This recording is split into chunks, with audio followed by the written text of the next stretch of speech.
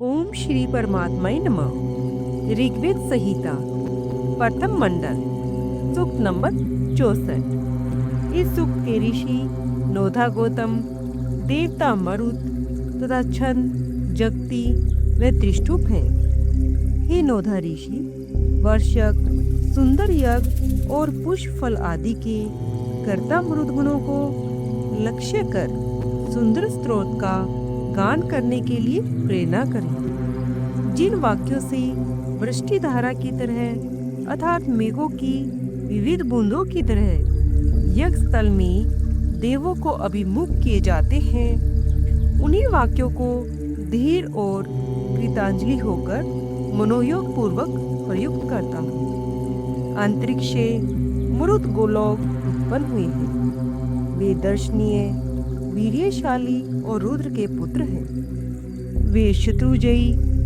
निष्काम और सबके शोधक सूर्यदेव की तरह, दीप्त रुद्र के गण की तरह अथवा वीरों की तरह बल पराक्रमशाली और विष्टि बुंद युक्त और घोर रूप हैं। रुद्र के पुत्र मरुदगण और युवा और वृद्धावस्था से रहित हैं तथा देवों को हाथ नहीं देते, उनके नाशक हैं। वे अपरिहति, गति और पर्वत की तरह दृढ़ अंग वाले हैं। वे स्तोताओं को अभिषेक देना चाहते हैं। पृथ्वी और धूलोक की सारी वस्तुएं दृढ़ हैं, तो भी उनको मरुत लोग अपने बल से संचालित कर देते हैं। शोभा के लिए अनेक अलंकारों से मरुदगण अपने शरीर को अलंकृत करते हैं।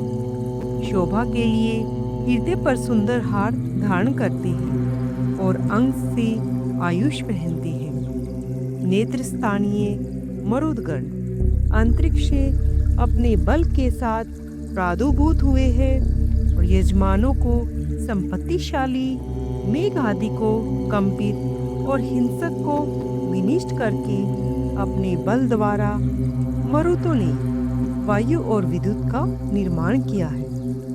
इसके अनंतर चारों दिशाओं में जाकर एवं सबको कंपित कर दुलोक के मेघ का दोहन किया है और जल से भूमि को संचित किया है। जिस प्रकार से यश भूमि में ऋत्विक लोग घृत का सिंचन करते हैं, उसी प्रकार दान प्रायण मरुत लोग सामरूप जल को संचित करते हैं। वे लोग घोड़े की तरह वेगवान मेघ को बरसने के लिए विनम्र निवेदन और गर्जनकारी तथा अक्षय मेघ का दोहन करते हैं। हे मरुदगण, आप लोग महान, बुद्धिशाली, सुंदर, तेजस्वी, पर्वत की तरह बलवान और द्रुत गतिशाली हैं। आप लोग करयुक्त गज की तरह वन का भक्षण करते हैं, क्योंकि आप लोगों ने अरुण वर्ण बड़वा को बल प्रदान किया है।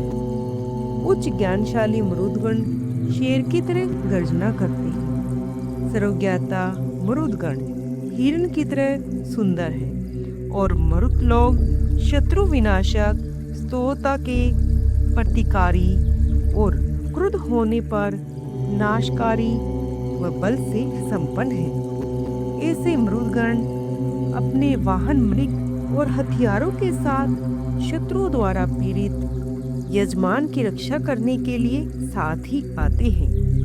हे बलवत, मनुष्य हितैषी और वीर्यशाली मरुदगण, आप लोग बल द्वारा विध्वंसक क्रोध से युक्त होकर आकाश और पृथ्वी को शब्दमयान करते हैं। हे मरुदगण, आप लोगों को तेज विमल स्वरूप या दर्शनीय विद्युत की तरह रथ के सारथी वाले स्थान पर अवस्थित होते हैं।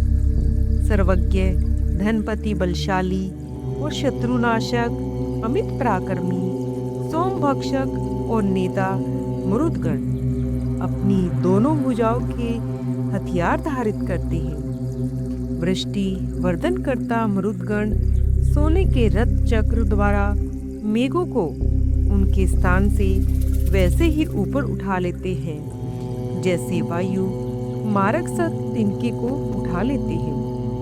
वे यज्ञ प्रिय देवों के यज्ञ स्थल में आते हैं, स्वयं शत्रुओं पर आक्रमण करते हैं, अचल पदार्थों का संचालन करते हैं, दूसरे के लिए अक्षय संपत्ति और प्रकाशशाली आयुष धारण करते हैं।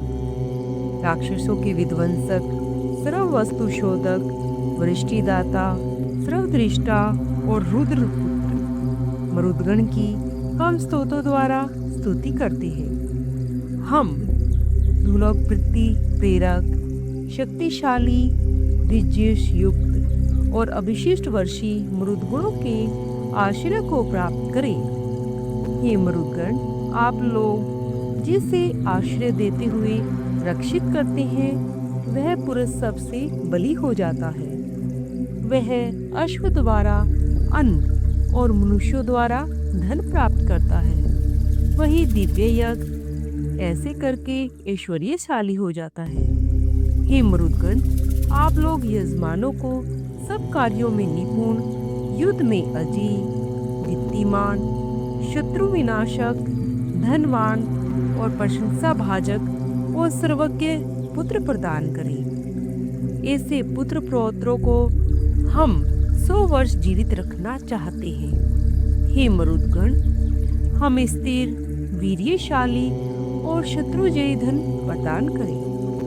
इस प्रकार शत सहस्त्र धन से युक्त होने पर हमारी रक्षा के लिए जिन्होंने कर्म द्वारा धन पाया है, वे मरुदगण वहां आगमन करें।